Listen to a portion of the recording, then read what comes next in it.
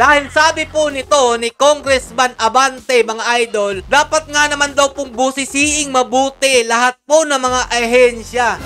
That this House has all the right to scrutinize the budget of any agency. I'm not just referring to the agency of the Vice President. I am referring to every agency of government. Nung tinanong na po ni Congressman Marcoleta kung ilang ahensya ba ang binubusisi nila at binigyan po ng ganyang klaseng desisyon na disallowance, eto na po mga lodi ang nangyari.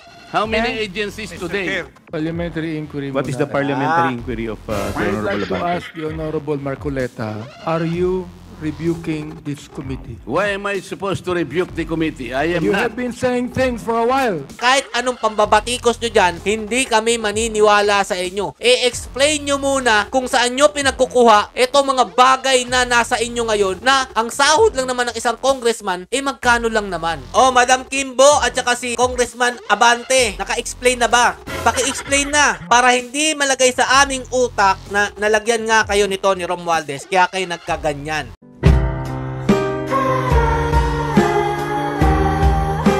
Yo, what's up mga Lods? It's Miguel Peps TV. Welcome back po sa ating channel. Meron po tayo panibagong tatalakayin about po dun sa nangyaring bakbakan po ni Abante at saka ni Congressman Marcoleta kahapon.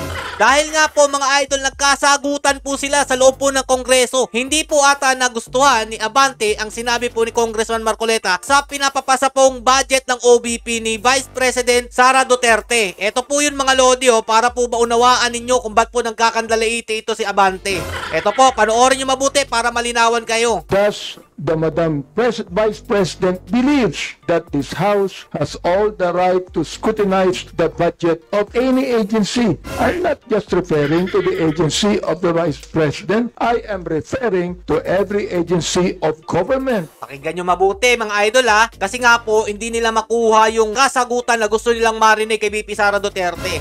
Dapat ba daw mga idol na busisiing mabuti ang mga budget na ipinapapasa dyan sa Kongreso? Nasupalpal kasi dito si Abante ni Congressman Marcoleta kaya po siya nagalit. Ito po, panoorin nyo po muna ang sagot ni VP Sara. Hindi dahil hindi nyo gusto yung mga sagot ko, hindi nyo gusto yung manner ng pagsagot ko, at hindi nyo gusto ang mga sinasabi ko, hindi ibig sabihin na hindi ka sinasagot. Madam Chair, point of order. O, diba mga Lodi? At dito mga idol, pinagtulungan na po siya ng mga congressman. Congressman pala. Eto. Chair would like to remind our guests to please be responsive to the queries of the members in the most direct manner. So please proceed, Madam Vice President. Eto mga idol, si Kimbo talaga. Halatang halata talaga ang ginagawa nyo dyan sa loob ng Kongreso na pinagtutulungan nyo ang Office of the Vice President. At dito nga sa ginawa ni Kimbo mga idol, naglabasan po yung mga baho nila about sa mga magagara nilang mga bags, relo, at mamahalin pong sasakyan, damit, at ang dami-dami pa pong iba. Kasama na po dyan ito si Abante. Mamaya po papakita ko sa inyo Pero eto muna tayo mga idol. Tinamaan kasi si Abante sa sinabi ni Congressman Marcoleta nung nagtanong siya dyan sa loob po ng Kongreso. Eto po, pakinggan nyo mabuti Hindi po final judgment ang notice of disallowance. As a matter of fact, based on COA's own representation the other day, the Vice President received the notice of disallowance only on August 24,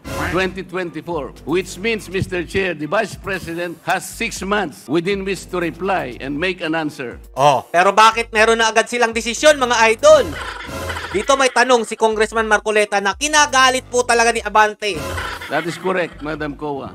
So, 6 months is up to February 2025. We should give her all the allowance. We should give her the time. Because 6 months is 6 months. So why are we rushing to make a judgment?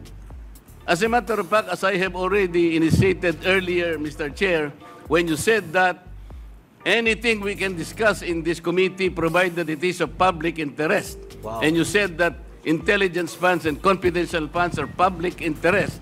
But I said, because of our own rules, we should make a prior and preliminary determination that is directly and principally connected to malfeasance, misfeasance, or nonfeasance. We have not made that determination.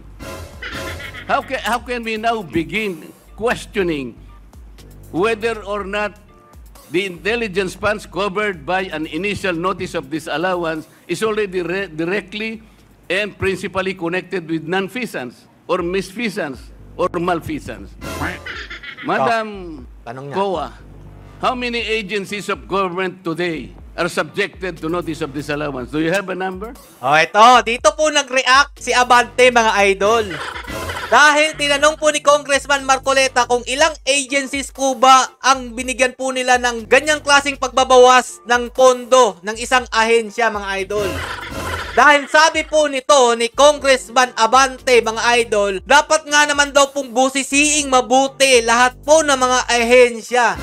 That this House has all the right to scrutinize the budget of any agency. I'm not just referring to the agency of the Vice President. I am referring to every agency of government. Nung tinanong na po ni Congressman Marcoleta kung ilang ahensya ba ang binubusisi nila at binigyan po ng ganyang klaseng desisyon na disallowance, eto na po, mga lodi, ang nangyari. How many agencies today? Parliamentary inquiry. What is the parliamentary inquiry of the I'd Honorable like to Abante? ask the Honorable Marcoleta, is he rebuking this committee?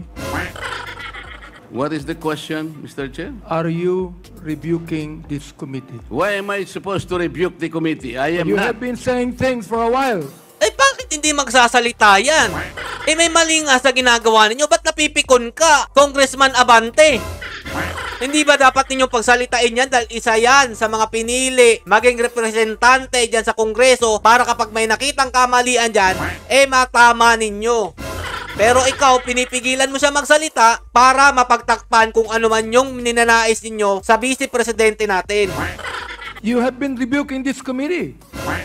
You are saying that. We're not blaming the Vice President on this. I asked Honorable the Marcoleta, question. we I asked are the not question. blaming You do not have the right to demand 1 minute, that. 1 minute suspension is declared by the chair. To suspend.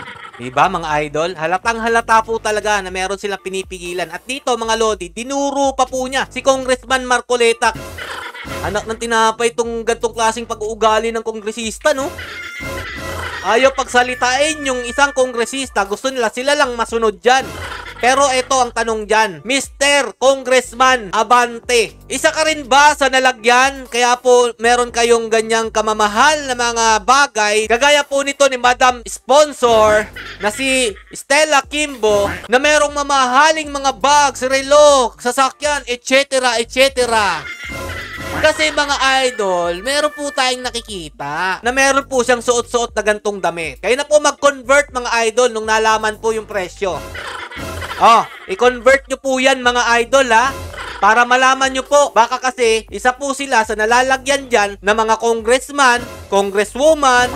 Kaya po meron silang pinapanigan. At eto pa mga idol, ang lupit nito, belt na Louis Vuitton.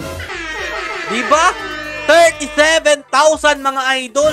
Ito pa, para sa inyong kaalaman. Relo pong Rolex Sky Dweller mga lodi. Magkano ang halaga? 2.5 million mga lodi ang halaga po ng kanyang relo. Wow. Mabusisi talaga to si Congressman Abante. O ito pa, baka akala nyo yan lang. Meron pa po isang Rolex na mas mahal. 2.799,000 mga idol na Rolex Submariner. Baka naman masagot nyo, Congressman Abante. At eto pa, gaya rin po yata siya ni Madam Sponsor Stella Kimbo na meron din pong mamahaling sasakyan. Ang sabi pa po niya dyan sa kanyang post mga idol nice to be casual once a while. Humanly depending on my bulletproof Escalade but totally dependent on my Lord. Sino ba yung Lord ninyo? Si ba yan? Si speaker ba yan? Anak ng tinapay, magkano po ang halaga? Kung si Madam Kimbo, meron po siyang customized van, mga idol, na alam naman natin na napakamahal po niyan. Ito po yung halaga po ng bulletproof ni Congressman Abante, mga idol. VIP Bulletproof 2024 Cadillac Escalade ESV Armored Level 6 brand new bulletproof. Magkano? Deng deng deng! 18,580,000 pesos mga idol.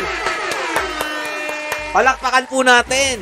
Tapos mga lodi, nung kumakalat na po yung ganyang mga luho po nila, na congressman lang naman po ito, mga idol, magkano lang naman po sahod nito, bigla po siya na lock po ng profile niya. Akala ko ba para kayo sa boses ng mga sambayan ng Pilipino na sasakupan ninyo? Ba't nakalock yung profile ninyo? Paano kayo mame-message ng inyong mga tagasunod niyan, mga naniniwala sa inyo? At eto pa mga idol may pinapalabas pa si Lodi ninyo na si Abante. Sabi niya dito, mga idol, I even voted for her, Sara Duterte. I didn't even vote BBM, but I voted for Sara sapagkat kinikilala ko yung kaalaman niya. Anak ng tinapay, binoto daw niya, mga Lodi, si Sara Duterte. Talaga lang, Abante? Paano kami maniniwala sa iyo? Alam naman namin kung sino yung nasa paligid mo. Diba? Makabayan Black member ka rin? Nagtatanong lang paano mo iboboto ang anak ng inyong tinutuligsa nung nakaraang administrasyon? Maniniwala ba kayo dito, mga Lodi? Binoto daw po niya si VP Sara Duterte nung panahon po ng eleksyon at hindi daw po niya binoto si BBM para siguro ang isipin ng mga tao, mga idol, uy, hindi pala ito maka-BBM pero tinutuligsa niya ito si VP Sara Duterte at binoto niya pa pala ito.